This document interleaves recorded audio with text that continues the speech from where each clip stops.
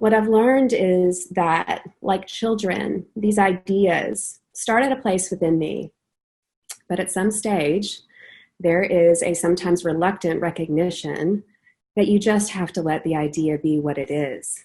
And I really like those crossing paths of the two stitches, the two stitch directions, how they cross over each other, they intersect, like when our paths meet again.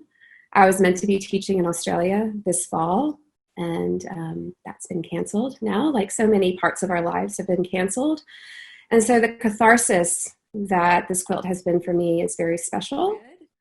So I have learned to print out these basically like quilt coloring pages for myself. And sometimes they're just square grids. And then other times they're columns. But this is really a square on point quilt. It's deceiving, but it is. And if you look back at that early...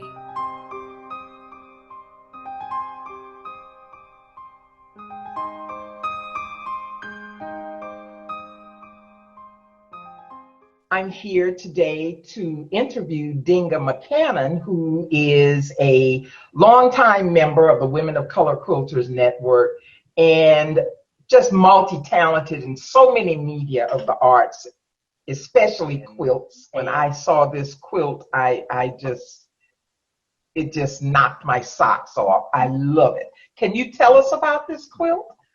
Okay, this quilt is the first African-American all-women flight crew, February 2009. The quilt is made basically of cotton, some hand dyes. It's also got beads. And the bottom, like these, the major part of the quilt is representing the 4 women who made this incredible time in our history.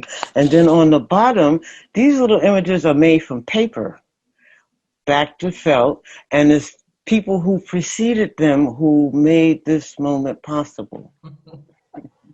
And how do you want to be known, Dinga? How do you want to be, known? I want to be known as a woman who had a dream of being an artist in the 1960s, in the early 60s. That's all I wanted to do. And that I was successful. We brought this panel together to think about ways in which we preserve quilts. And that might be the physical quilts themselves, or it might be the stories of the quilts. It might be ways in which we give quilts new lives. And it's a variety of things, and we will hear a distinct number of perspectives on the topic today.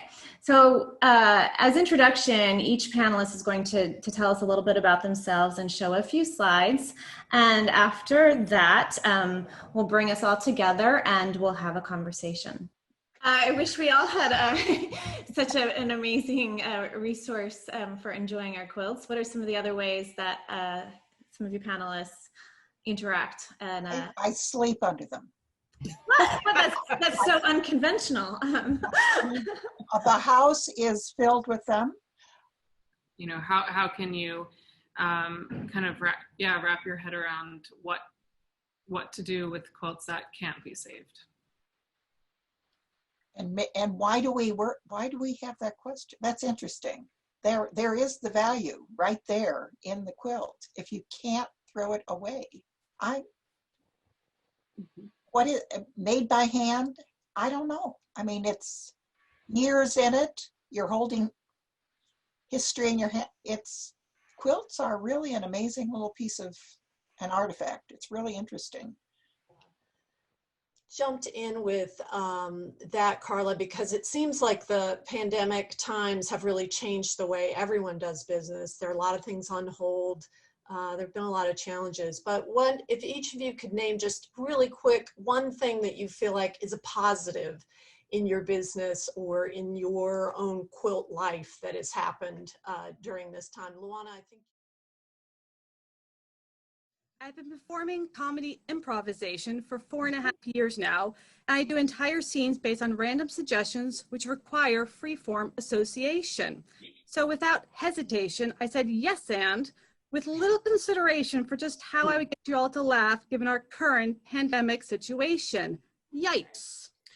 When we made the decision to transition our in-person Quilters Take Manhattan to the virtual Quilters Take a Moment event, one of our biggest challenges was how to provide event attendees with the same show-stopping experience we were planning at FIT.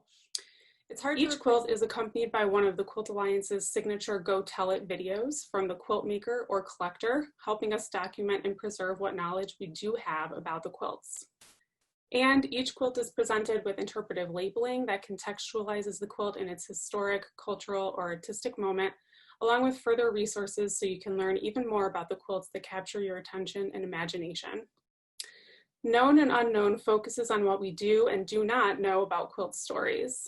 The 34 quilts in this exhibit, ranging from the 1880s to today, from the Navajo Reservation to London, from young and old quilt makers, and diverse and passionate perspectives, all tell a story.